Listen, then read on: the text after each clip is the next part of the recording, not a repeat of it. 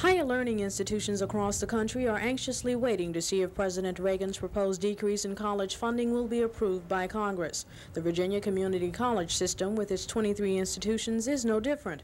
Budget cuts suggested by the Reagan administration could seriously affect the funding of vocational education programs and financial aid for students, this according to the chancellor of the community colleges.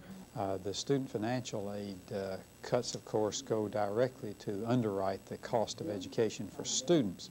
Our biggest concern there is that if those cuts are too deep, that the students who are most in need of our services might have pressures against them continuing their education, which would be the very most costly thing that could happen as far as the Commonwealth of Virginia or the economy of the country is concerned. Dr. Henson says if the cuts are approved, only two viable options remain: cutting services or raising tuition, neither of which he favors.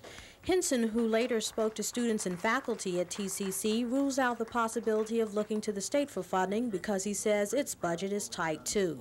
Ava Hurdle, Area 10 Eyewitness News, Suffolk.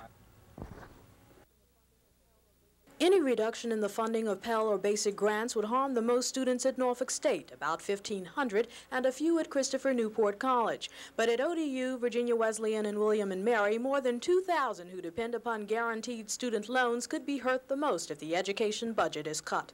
That up to 90% of the students who are now borrowing from this program, and it is a loan program, not a gift, who are borrowing from this program would be affected by the cuts. The guaranteed loan funds would hit the largest number of students in this institution, but the Pell Grants would be extremely important here also, almost 50-50, almost an even impact. The group says students should apply for aid anyway, otherwise whatever assistance does come through will be available to them.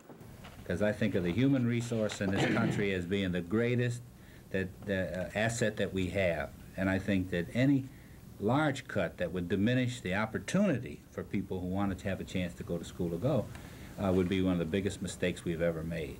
College administrators say the possible cuts in financial aid won't be the only thing facing students this fall. Tuition will go up at all of the state's institutions. But administrators would like to see the public write to Washington to request a minimal cut in the education budget because they don't want to see any students turned away due to the inability to pay tuition costs. Ava Hurdle, Area 10 Eyewitness News, Norfolk.